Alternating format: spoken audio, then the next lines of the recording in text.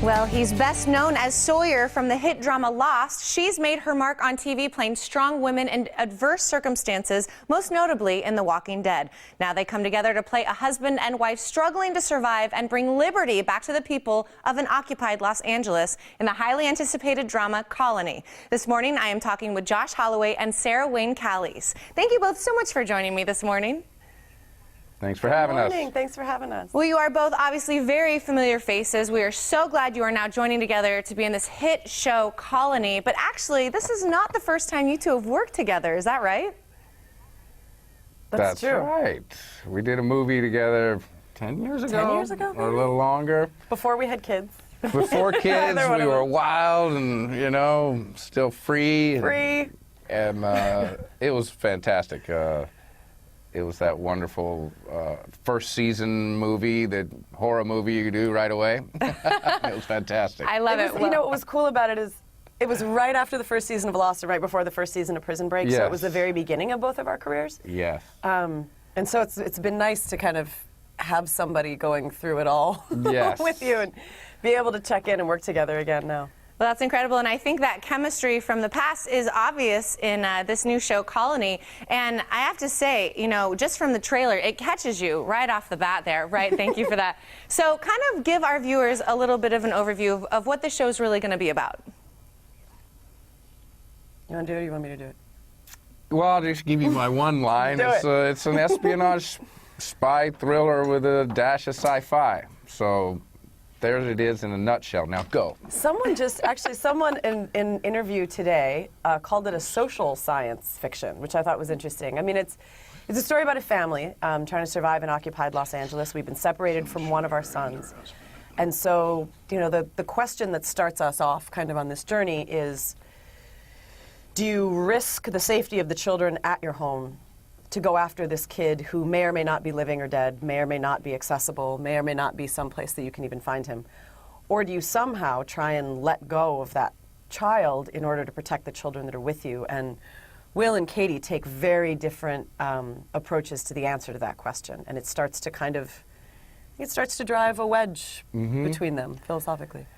Which is a wedge that's already kind of there, because even statistically in real life, if in a marriage, when you lose a child, the marriage normally doesn't survive. Yeah. So the loss of this child is really the catalyst of this beginning of this. Yeah, yeah. But it's also, you know, that story is used as a framework to explore issues of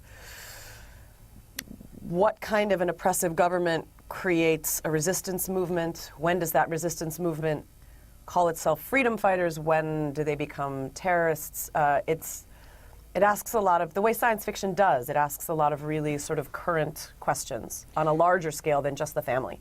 Absolutely. Well, it's really diving into so many different issues. I know we can call it sci-fi, we can call it a drama. It's all of those things wrapped up into one.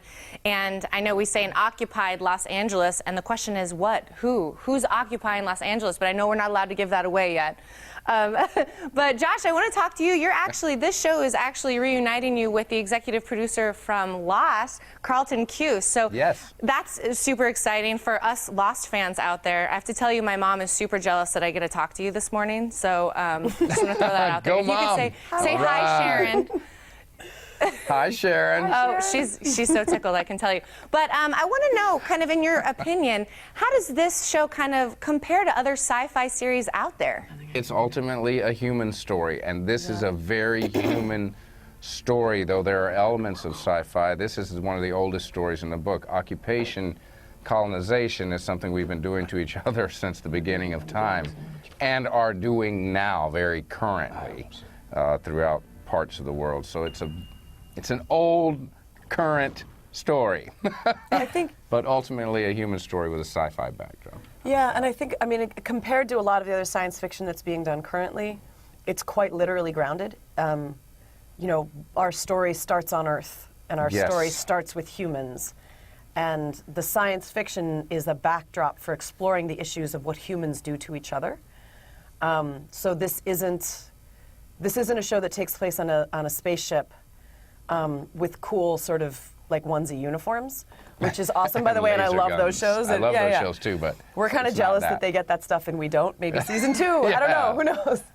Well, you guys, I, for one, am going to be tuning in every Thursday night to catch Colony because I'm already hooked. So I want to say it's such an honor to All right. speak with you both this morning. Thank you so much for talking to our viewers.